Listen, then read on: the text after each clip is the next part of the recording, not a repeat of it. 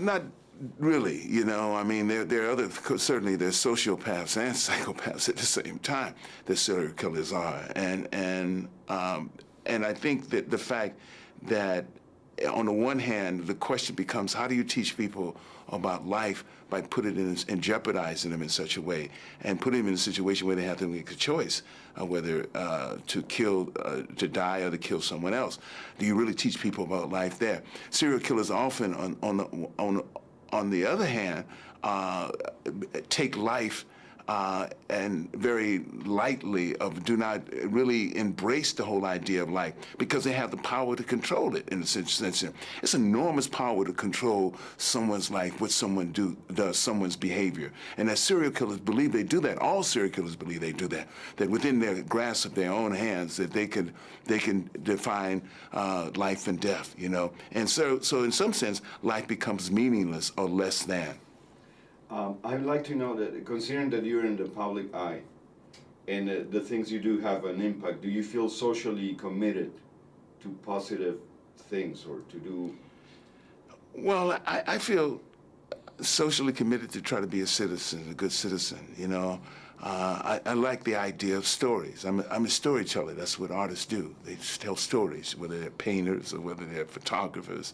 They attempt to tell stories. And in telling stories, I want to try to find different stories, often stories that aren't in the public sphere of influence, but stories that move us in some way and take us to someplace else. So that's my responsibility. How do I tell good stories, and how those stories are often used as a catalyst to get people to act in some way, or to move in some sort of way, or to change in some sort of way. Not all films do that, and not all the stories I tell do that. When it comes to characters, do you approach them from an emotional point of view or rational?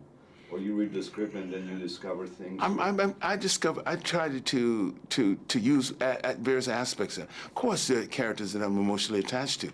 Some characters I in there see directly the connection between myself and the character. And I mean, as an actor, I use myself first. And the first place that I go for any inspiration is my own feelings, my own emotional life, and the context of my emotions. I'm always doing that in some terms of the character. But in some sense, there are other ways of looking at characters as well. And certainly rational ways of looking at character, but also how do you see the character in the whole context of the story, and that's important. I'm looking at the story and what the role that the character plays in that, as opposed to the character itself, you know, in itself. You know, and for instance, the color purple. Mr. in Color Purple was a part of a much larger story. You may not have liked Mr. You may have hated Mr. You may have thought he was the most evil person in the world. But in the context of the story, he provides a function within the story.